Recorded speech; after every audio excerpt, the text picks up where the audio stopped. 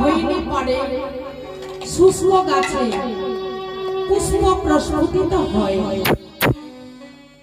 আমার ভগবান নিজ বদনে বললেন, গো আমা হইতে আমার ভক্ত বড়, যদি তুমি সেই ভক্তির করুণা, সেই ভক্তির কৃপা তুমি লাভ করতে পারো, তবে তোমার পক্ষে সব সম্ভব হয়ে যাবে।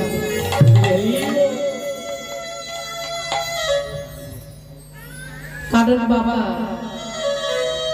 ভক্তির কৃপা হইলে পরে অসম্ভব বস্তু সম্ভব হয়।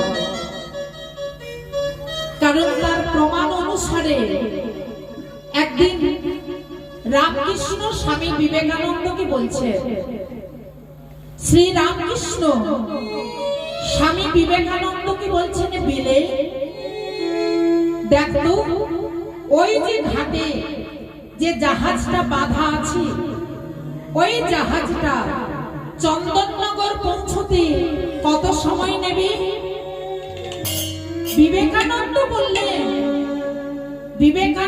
বললেন ওই জাহাজটা চন্দননগর পৌঁছতে সময় নেবে 2 ঘন্টা। চন্দননগর পৌঁছতে জাহাজের সময় লাগবে 2 ঘন্টা।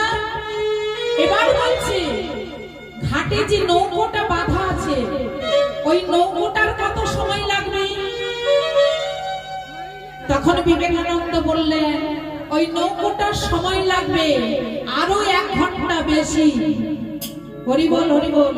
তাহলে নৌকোর সময় লাগবে 3 ঘন্টা। আচ্ছা, ওই জাহাজটাকে যদি নৌকোর, হরি বল, জাহাজের সাথে নৌকোটাকে বেঁধে দেওয়া হয়, তাহলে নৌকোর কত সময় লাগবে মা? 2 ঘন্টা। হরি বল।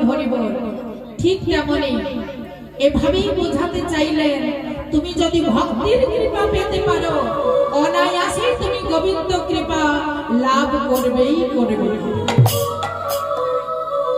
জয় রাধে ভক্তিমতী মায়েরা।